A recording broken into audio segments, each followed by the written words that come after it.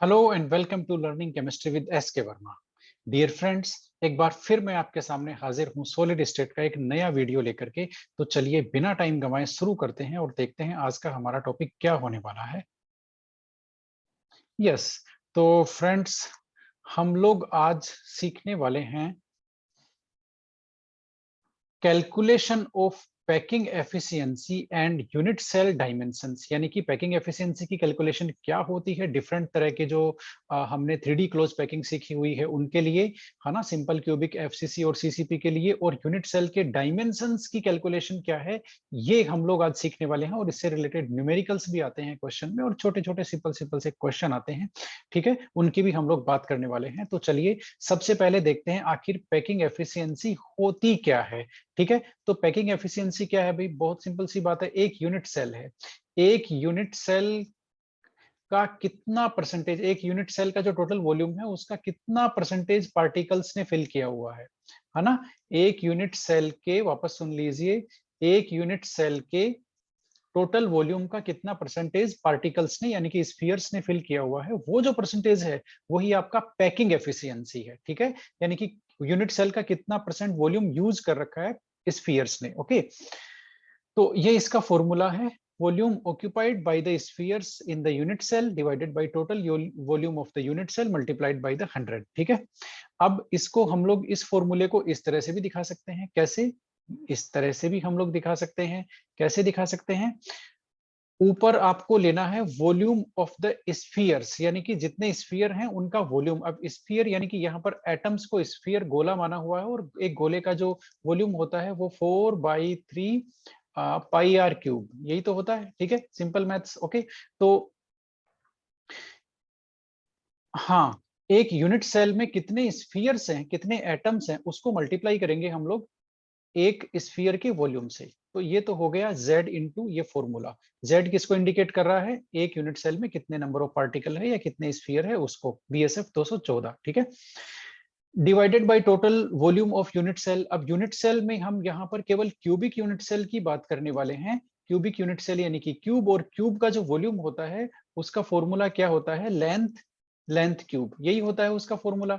ठीक है, length cube. तो यहाँ पर लेंथ क्या है? ये लेंथ है यहाँ पर, जो क्यूबिक यूनिट सेल है उसका जो एज लेंथ है ना, उसका जो एज लेंथ है उस क्यूबिक यूनिट सेल का, ये वाली जो डिस्टेंस है एज लेंथ, इसको हम लोग एज लेंथ बोलते हैं, ए से इंडिकेट करते हैं, और ए क्यूब हो जाएगा उस यूनिट सेल का टोटल वॉल्यूम। ठीक है, तो इस तरह से ये फॉर्मूला हो गया जिसमें जेड है, पाई है, आर है और ए है। ठीक है, जेड तो आप जानते ही हैं, नंबर ऑफ एटम्स या नंबर ऑफ स्फीयर्स। कहां से आएगा? BSF 214 वाले फॉर्मूले से आएगा। जैसा आपका क्रिस्टल लेटिस वैसा आपका जेड का वैल्यू। ठीक है, आर क्या है? रेडियस ऑफ द स्फीयर, या फिर जो एटम है ना, उसकी रेडियस है। ए क्या है? Edge length of the unit cell, मैंने आपको बताया अभी, है ना। और बात करेंगे हम लोग ए की। और ए क्यूब क्या है? Total volume of the cubic unit cell, cubic unit cell का जो वॉल्यूम है वो ए क्यूब है। तो ये तो हुआ पैकिंग एफिशिएंसी का मीनिंग, उसका फॉर्मूला, और उसके फॉर्मूले में जो डिफरेंट एलिमेंट आ रखे हैं जेड, ए और आर स्पेशली, उनका मीनिंग। ठीक है, अब वीडियो में जो दूसरा पार्ट है वो है यूनिट सेल के डायमेंशंस। इनकी हम लोग बात करने वाले हैं कि यूनिट सेल के डायमेंशंस क्या होते हैं। तो यूनिट सेल के जो मेन डायमेंशंस होते हैं जिन पे क्वेश्चंस आते हैं वो 5 होते हैं। इनकी हम लोग बात कर लेते हैं, ये क्या क्या होते हैं। स्पेशली आपको ध्यान रखना है, हम सिर्फ यहाँ पर क्यूबिक यूनिट सेल की बात करने वाले हैं, है ना। क्यूबिक यूनिट सेल से मेरा मतलब हो गया, आप समझ रहे हैं, क्यूबिक यूनिट सेल का मतलब है आपका simple cubic, face centred cubic, है ना, जिसको सीसीपी क्लोज पैकिंग भी बोलते हैं, और एक बॉडी सेंटर्ड क्यूबिक। तो ये मैंने एक क्यूब बनाया है। क्यूब में अब इसके डायमेंशंस देख लीजिए। सबसे पहले तो, सबसे पहले इसका जो ये वाली जो लेंथ है जिस पर अभी मेरा कर्सर चल रहा है, इसको बोलते हैं इसका किनारा, यानी कि एज। ठीक है, तो इसको बोलते हैं एज, और इसको दिखाते हैं ए से। ठीक है, किसको? ये यूनिट सेल के किनारे को। ये तो हुई एक बात। अब मैं जहां पर अब मैं इस यूनिट सेल का, ये जो क्यूबिक यूनिट सेल है, इसका फेस आपको दिखा रहा हूं। एक मैंने फेस को डार्क कर दिया, इसकी एक जो फलक है उसको मैंने डार्क कर दिया, और इसके फलक के एक कोने से दूसरे कोने को यदि हम लोग मिलाते हैं तो इस लाइन को हम लोग बोलते हैं फेस डायगोनल। क्या बोलते हैं?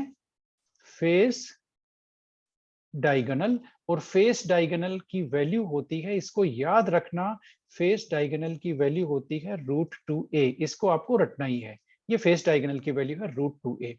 इसके अलावा यदि हम लोग एक कॉर्नर को ऑपोजिट साइड के कॉर्नर से हम लोग मैच करते हैं और उनको मिलाते हैं, तो ये जो लाइन आती है सामने, ये सेंटर से होकर के गुजरती है, इसको हम लोग बोलते हैं body diagonal.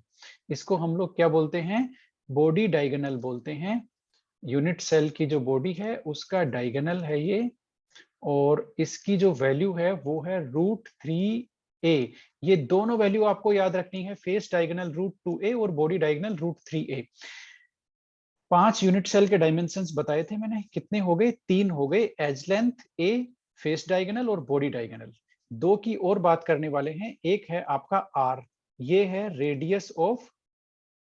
Radius of atom या फिर स्फीयर, ठीक है, ये एक हो गया।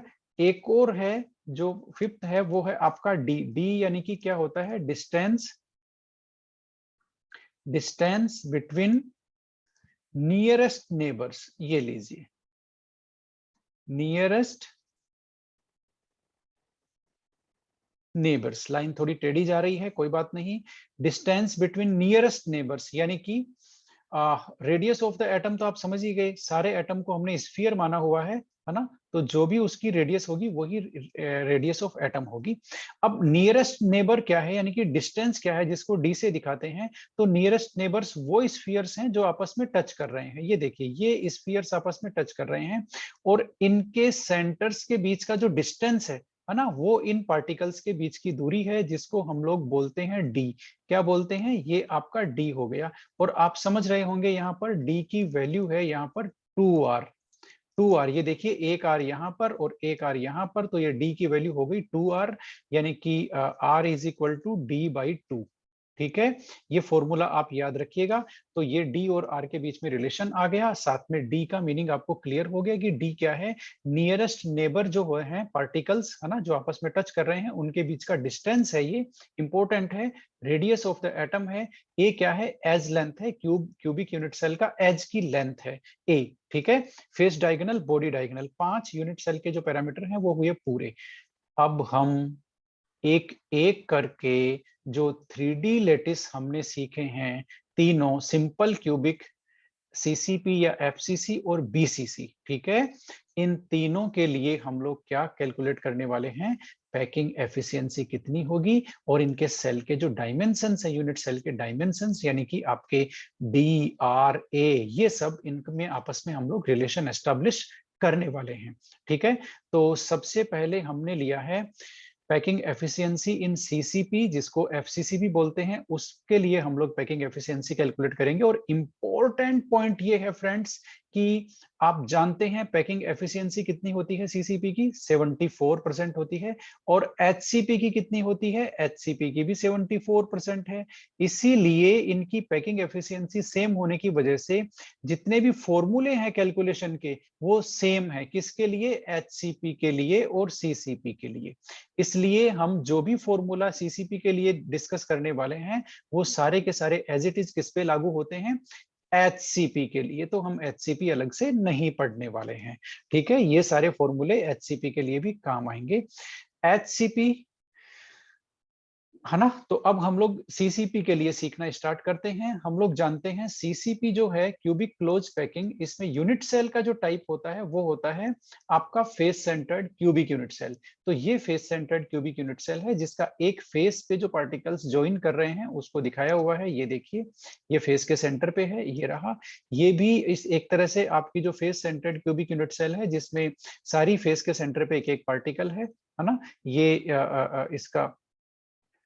इसको पार्टिकल्स को हम लोग चारों तरफ से काट देते हैं, तो इस यूनिट सेल में किस पार्टिकल का कितना कंट्रीब्यूशन है वो यहाँ पर दिखाया हुआ है। ठीक है, ये एक फेस सेंटर्ड यूनिट सेल है, उसको दिखाया हुआ है। और इस फेस को देखिए, पकड़ लेते हैं, ये आपको एक फेस दिख रही है ना इधर से, इसको हम एज इट इज उठा लेते हैं। इस फेस में चारों कॉर्नर पे 4 पार्टिकल हैं और फेस के सेंटर पे एक पार्टिकल है। ठीक है, इसको हम यहाँ से ले लेते हैं और यूनिट सेल के डायमेंशंस इसके लिए देखते हैं। ये देखिए, हमने यहाँ पर ये जो है, ये एक फेस जो है उसका face of UC, unit cell का एक फेस हमने ले लिया है। इसमें आप देख रहे हैं ये फेस डायगोनल है ना, ये फेस डायगोनल है।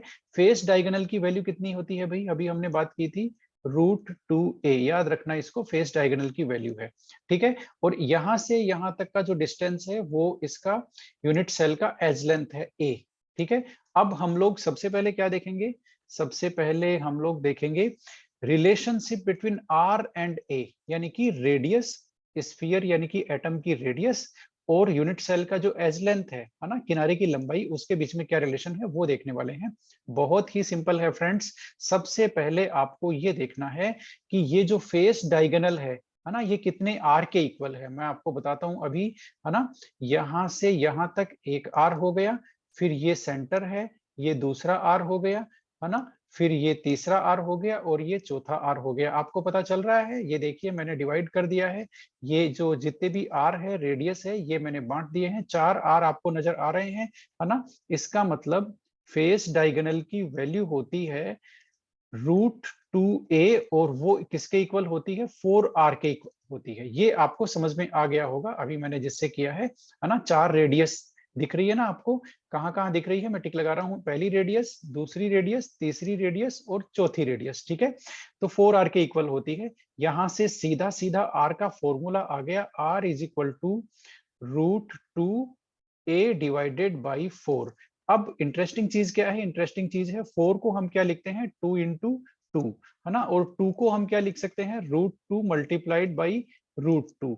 तो 4 को हम क्या लिख सकते हैं, 4 को लिख सकते हैं 2 इंटू √2 मल्टीप्लाइड बाई √2, ठीक है।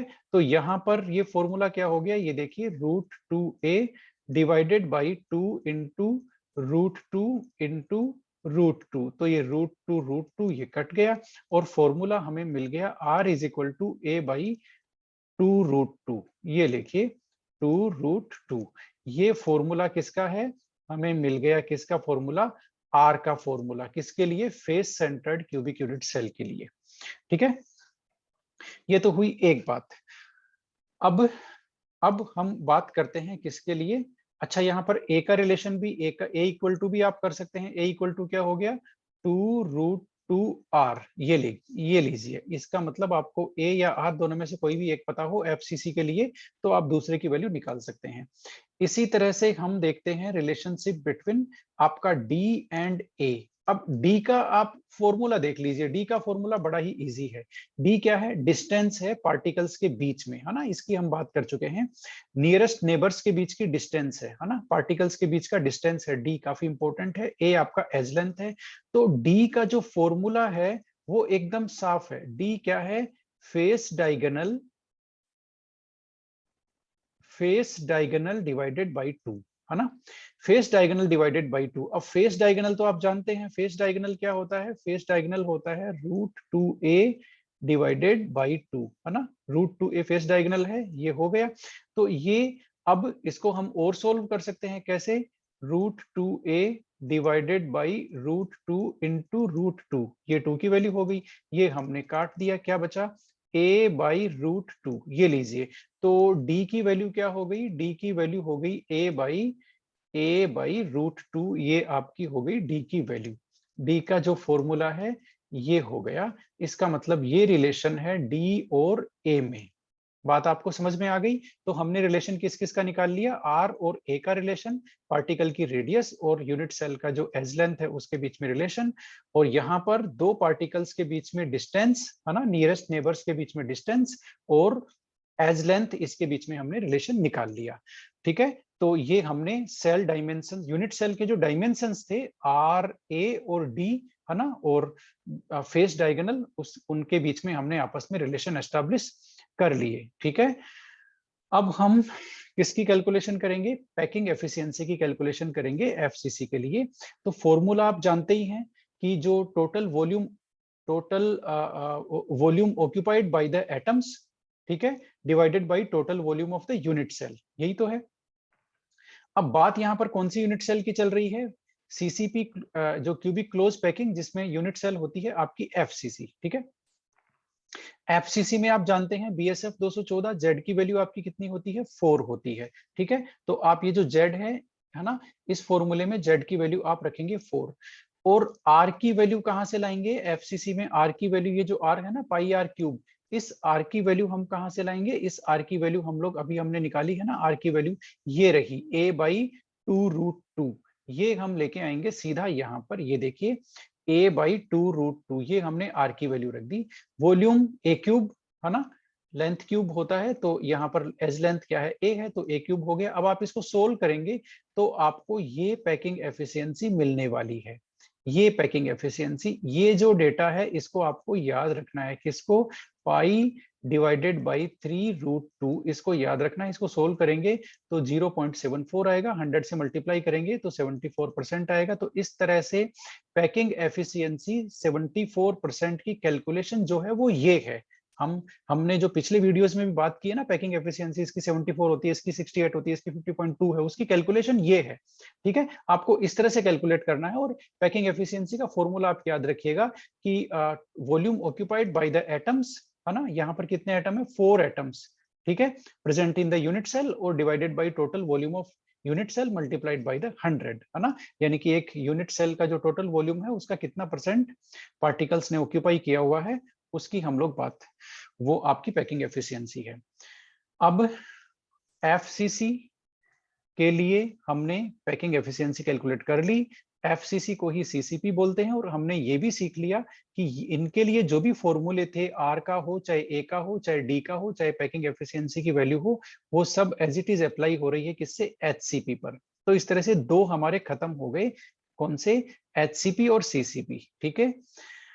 अब थर्ड आ गया packing efficiency in BCC structure, body centred cubic structure. अब जो बॉडी सेंटर्ड क्यूबिक स्ट्रक्चर है, ठीक है, उसमें ये यूनिट सेल देखिए यहाँ पर है, जिसमें बॉडी के सेंटर में एक पार्टिकल है, बाकी पार्टिकल्स कॉर्नर पे है, जिसको हम इस तरह से दिखा सकते हैं। देखिए 4 पार्टिकल यूनिट सेल के कॉर्नर पे ऊपर हैं, 4 यहाँ पर नीचे, और एक पार्टिकल ये है सेंटर में है, यूनिट सेल की बॉडी के सेंटर में है, ठीक है। हम इस यूनिट सेल के लिए भी वापस वही रिलेशन निकालेंगे, किसके, आर वर्सेस ए का रिलेशन निकालेंगे, और एक निकालेंगे डी वर्सेस ए का रिलेशन, यानी कि डी और ए के बीच में रिलेशन और आर और ए के बीच में रिलेशन। बहुत ही सिंपल है। इस डायग्राम को देखिए जरा, इसमें फेस डायगोनल आपको दिख रही है कितनी है, जो फेस डायगोनल नहीं, ये तो बॉडी डायगोनल है, सॉरी, यहाँ से यहाँ तक का जो है डिस्टेंस वो बॉडी डायगोनल है, बॉडी के सेंटर के थ्रू जा रही है, ठीक है। तो इसकी बॉडी डायगोनल की लेंथ क्या होगी, बॉडी डायगोनल हो गया 4r, और बॉडी डायगोनल किसके इक्वल होता है, किसके इक्वल होता है, बॉडी डायगोनल की वैल्यू हमने देखी हुई है, वो है √3a, ठीक है। अब आप इसको लेते हुए r और a का रिलेशन एस्टैब्लिश करेंगे, r is equal to √3a divided by 4, बात खत्म। आपको सिर्फ यही याद रखना है कि जो बॉडी डायगोनल है उसकी वैल्यू होती है क्या, √3a, किसमें, बीसीसी में, और एफसीसी में हमने देखा था √2a, ठीक है। और बॉडी डायगोनल हमेशा 4r के इक्वल होता है, ठीक है। फेस डायगोनल भी 4r के इक्वल होता है, बॉडी डायगोनल भी 4r के इक्वल होता है। अब डी की बात करते हैं, डिस्टेंस, डिस्टेंस यानी कि यहां से लेकर के यहां तक का दो पार्टिकल के बीच का डिस्टेंस, ठीक है, यही तो है डिस्टेंस, ये रहा दो पार्टिकल के बीच का डिस्टेंस, यानी कि 2r की जो वैल्यू होती है वो ही क्या होती है, डिस्टेंस होती है। इसकी हम लोग बात कर चुके हैं, ठीक है। अब डिस्टेंस की वैल्यू क्या होगी, बहुत सिंपल है। यहाँ पर आपका जो डिस्टेंस होता है वो बॉडी डायगोनल का हाफ है ना, ये हमने अभी बात की थी ना ऊपर। तो distance is equal to body diagonal divided by 2, ठीक है। अब बॉडी डायगोनल क्या है, √3a डिवाइडेड बाई 2, ये लीजिए, ये रिलेशन आ गया आपका डी का और किसका, ए का रिलेशन। तो इस तरह से ये बीसीसी के लिए दोनों रिलेशन हमने निकाल लिए हैं, आर और ए का रिलेशन, डिस्टेंस पार्टिकल के बीच में डिस्टेंस, और ए यानी कि एज लेंथ का रिलेशन। अब इसकी पैकिंग एफिशिएंसी का फॉर्मूला वही रहने वाला है, बस जेड की वैल्यू चेंज होगी।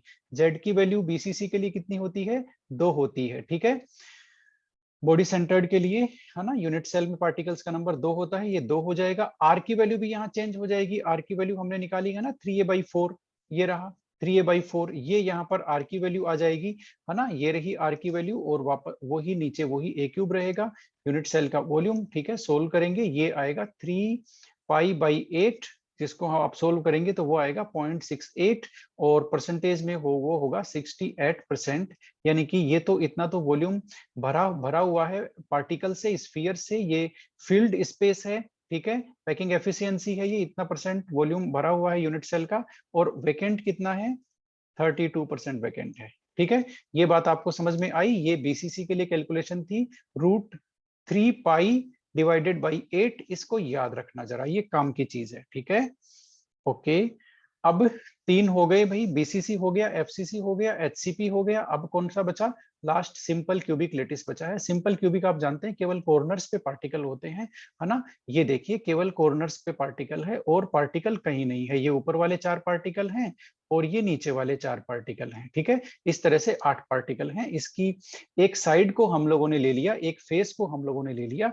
तो यहाँ पर आप देखिए डायगोनल का कोई चक्कर नहीं है। यहाँ पर जो डिस्टेंस है, पार्टिकल की जो डिस्टेंस है वो यहां से लेकर के यहां तक है, यही डिस्टेंस है, देखिए, है ना। और ये डिस्टेंस किसके इक्वल है, 2r के इक्वल है, ये हम बात कर चुके हैं।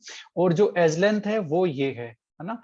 तो ये जो एज लेंथ है वो भी किसके इक्वल है, 2r के इक्वल है। देखिए ये एक r यहां से यहां तक और एक r यहां से यहां तक, ये एक r ये 2r, तो ये भी हो गया 2r के इक्वल कौन, AB। तो इस तरह से इसके लिए D और A का रिलेशन पहले देख लेते हैं हम लोग, है ना। D वर्सेस A, तो D और A का रिलेशन क्या है भाई, D और A तो इक्वल हो गए। ये देखिए D की वैल्यू भी 2r और A की वैल्यू भी 2r, है ना। तो ये क्या हो गया आपका, D is equal to A। अब R वर्सेस A, यानी कि R और A का रिलेशन देख लेते हैं। R और A का रिलेशन तो अब आपको पता ही चल गया, A is equal to 2r होता है, तो R is equal to A/2 हो गया। ये लीजिए, ये आपका रिलेशन हो गया। तो इस तरह से ये सारे रिलेशन हो गए। अब क्या करना है, अब इसकी पैकिंग एफिशिएंसी निकालनी है। पैकिंग एफिशिएंसी सिंपल क्यूबिक के लिए Z की वैल्यू आप जानते हैं कितनी होती है, 1 होती है, तो आप यहाँ पर 1 रखेंगे। इसके लिए R की वैल्यू, R क्यूब की वैल्यू आप रखेंगे, R की वैल्यू A/2 रखेंगे, जैसा हमने अभी अभी कैलकुलेट किया है यहाँ पर, A/2R की वैल्यू, ठीक है। यस, कैलकुलेट करेंगे, π/6 आएगा और वैल्यू आएगी इसकी, पैकिंग एफिशिएंसी आएगी 52.4। तो वैकेंट कितना है, वैकेंट स्पेस है आपका 47.6। तो इस तरह से ये सिंपल क्यूबिक लेटिस के लिए कैलकुलेशन थी। तो आपने देखा हमने क्या किया, हमने कौन कौन से लेटिस के लिए कैलकुलेट कर लिया। हमने जो आपका सीसीपी है, जिसको एफसीसी भी बोलते हैं, है ना, उसके लिए, बीसीसी के लिए और सिंपल क्यूबिक के लिए। सिंपल क्यूबिक के लिए हमने क्या किया, क्या क्या क्या कर लिया, ए और आर के बीच में रिलेशन, डी और ए के बीच में रिलेशन और पैकिंग एफिशिएंसी की कैलकुलेशन, ये हमने कर ली है अच्छी तरह से, ठीक है ना। अब हम क्या करने वाले हैं, जो हमने अभी तक किया है उसको हमने समराइज कर दिया एक टेबल में। ये बहुत इंपॉर्टेंट टेबल है, very very very very important table. इसका आप स्क्रीनशॉट ले लीजिए फटाफट से। इसमें जितने भी रिलेशन हमने निकाले हैं वो सारे यहाँ पर है, ठीक है। Relationship between D and A, relationship between R and A, और ये आपकी पैकिंग एफिशिएंसी का फॉर्मूला और पैकिंग एफिशिएंसी का परसेंटेज, ठीक है। और यहाँ पर ये वाला फॉर्मूला भी लिखा हुआ है, π/6 आएगा, या फिर √3/8 आएगा, या फिर π/3√2 आएगा। ये भी यहाँ पर लिखा हुआ है क्योंकि कभी कभी ऑब्जेक्टिव एग्जाम में ये भी पूछ लेते हैं, ठीक है। अब यहां पर मैं आपको ट्रिक बताने वाला हूं, आपको केवल डी और ए को याद रखना है। किसको याद रखना है, केवल डी और ए का जो रिलेशन है उसको याद रखना है ना। और फिर आप एक फॉर्मूला तो आप जानते ही हैं, D is equal to 2r, यानी कि R is equal to D/2। Okay, इसलिए D के फॉर्मूले को 2 से डिवाइड कर दो, वो R का फॉर्मूला आ जाएगा। ये देखो, आपने A को 2 से डिवाइड कर दो तो वो किसका फॉर्मूला आ गया, R का। इसको आप फिर 2 से डिवाइड कर दो, है ना। तो यहाँ पर कितना था, 3a डिवाइडेड बाई √2 है। ओके, ओ सॉरी, √3a/2 है। तो ये √3a कितना हो गया, 4 हो गया। 2 से डिवाइड कर दिया हमने। इसको भी 2 से डिवाइड कर दो। देखो a/√2 है, तो इसको हम 2 से डिवाइड करेंगे तो ये किस में कन्वर्ट हो जाएगा, a/2√2 हो जाएगा, है ना। यानी कि D और A का रिलेशन याद रखना है और उसको 2 से डिवाइड कर दो, वो R और A का रिलेशन बन गया। ये आपकी हो गई एस के वर्मा ट्रिक, ठीक है, ये अब आपको पूरी टेबल याद रखनी है एज इट इज। ओके, उम्मीद करता हूँ स्क्रीनशॉट आपने ले लिया होगा। अब कुछ क्वेश्चंस आ गए भाई हमारे सामने, बहुत इजी इजी से क्वेश्चन है। ये है आपका क्वेश्चन जेईई 2017 का क्वेश्चन है, और ये है मेटल, जरा पढ़ लेते हैं इसको। Metal crystallizes in a face centred cubic. अच्छा ठीक है, कोई बात नहीं, FCC क्रिस्टल है। If the edge length a edge length है, सबको पता है, तो closest approach between two atom, ये लो भाई, क्लोजेस्ट अप्रोच का मतलब हो गया कि दो जो पार्टिकल हैं वो बिल्कुल क्लोजली आपस में एक दूसरे के पास हैं, उनके बीच का डिस्टेंस निकालना है। तो उनके बीच का डिस्टेंस यानी कि ये आपको निकालना है d। बात समझ में आ गई? यानी कि आपको निकालना है 2r, d is equal to 2r, ये तो आपको पता ही है। ठीक है, ये आपको निकालना है किसके लिए? FCC के लिए। तो FCC के लिए d की वैल्यू निकालनी है। FCC के लिए d की वैल्यू तो आपको पता है, यही तो होती है a/√2। इसमें तो कोई दिक्कत ही नहीं है ना? इसमें तो कोई दिक्कत ही नहीं है। दिखाऊं कहाँ है FCC के लिए d की वैल्यू? अभी दिखाता हूं। ये आपका FCC है, कहां पर गया भाई? ये रहा, जरा देख लो कहां गोला मार रहा हूं। ये FCC है और इसकी वैल्यू ये रही a/√2। बात समझ में आ गई? तो कोई दिक्कत नहीं है ना? जेई 2017 में बड़ा सिंपल सा सवाल पूछा है।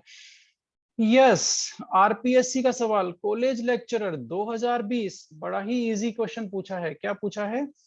एज लेंथ ए है, कोई बात नहीं, यही होती है।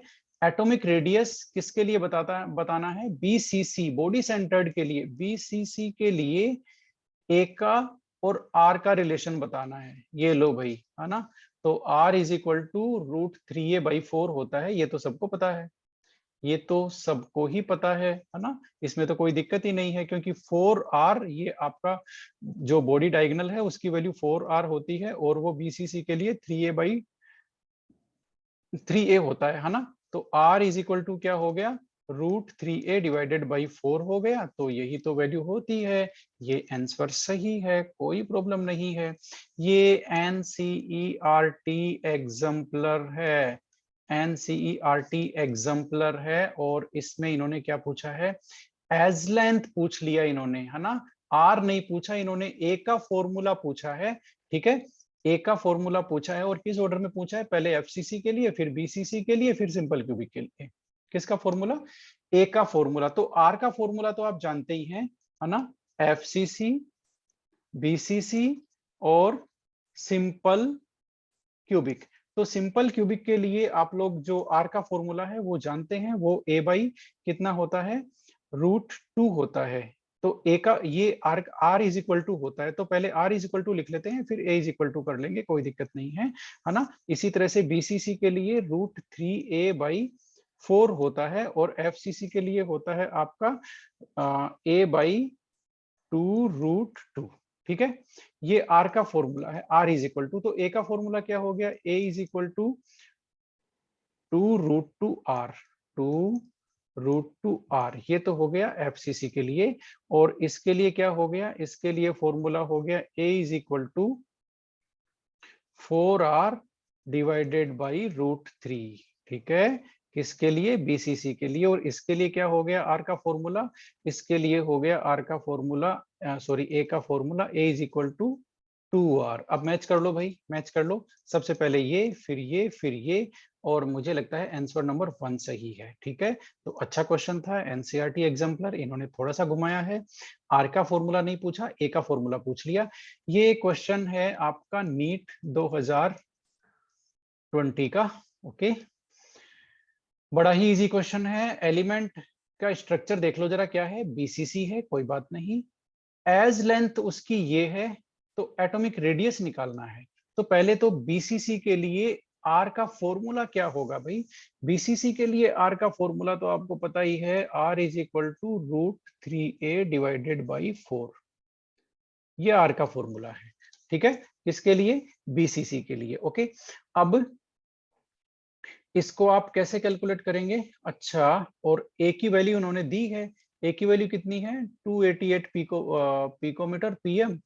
तो ये तो बड़ा ही सिंपल हो गया, ए की वैल्यू रख दो बस यहाँ पर। कैलकुलेशन इसने करा ही नहीं, तो डी सही है, कहानी खत्म। वेरी गुड, इतना इजी सवाल आ जाए तो फिर पूछना ही क्या है। ठीक है, समझ में आ गया होगा मेरे ख्याल से आपको कि ए की इन्होंने कैलकुलेशन ही नहीं कराया, इन्होंने सिर्फ फॉर्मूले में वैल्यू रखवाई है।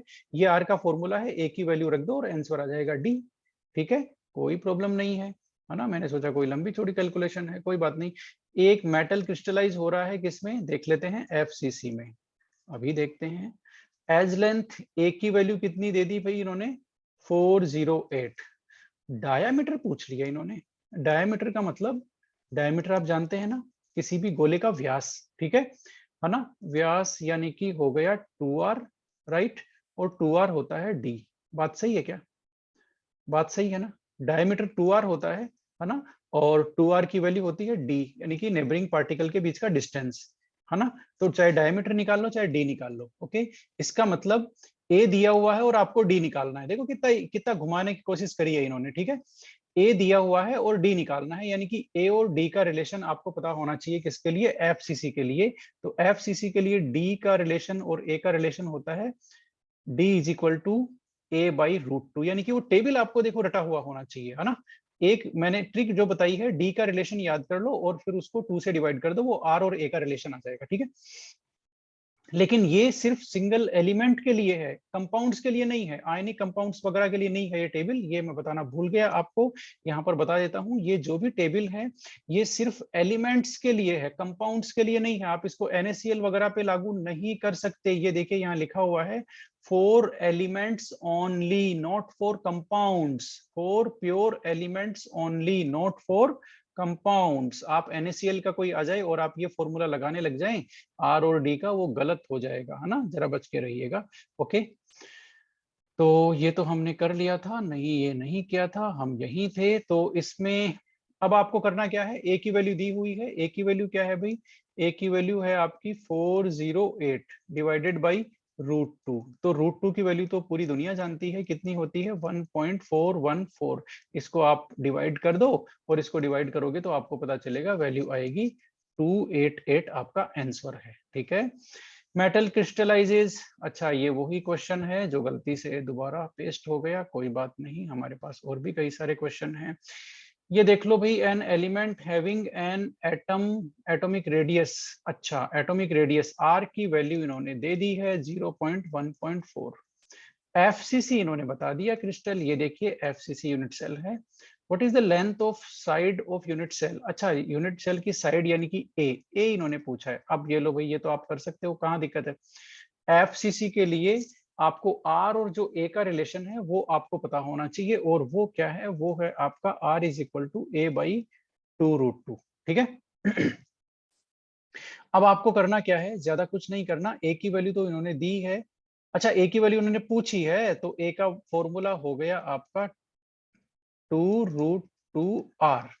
तो 2 मल्टीप्लाइड बाई √2 1.414, और मल्टीप्लाइड बाई r की वैल्यू क्या है, 0.14। इनको मल्टीप्लाई कर दो आप सबको, है ना, कोई ज्यादा मुश्किल नहीं होगी, इनको मल्टीप्लाई कर दो, मल्टीप्लाई करोगे तो 0.4 के आसपास आंसर आएगा। देखा कितना सिंपल सा न्यूमेरिकल था, और ये जेई का है, जेईई का है, ये लो, है ना।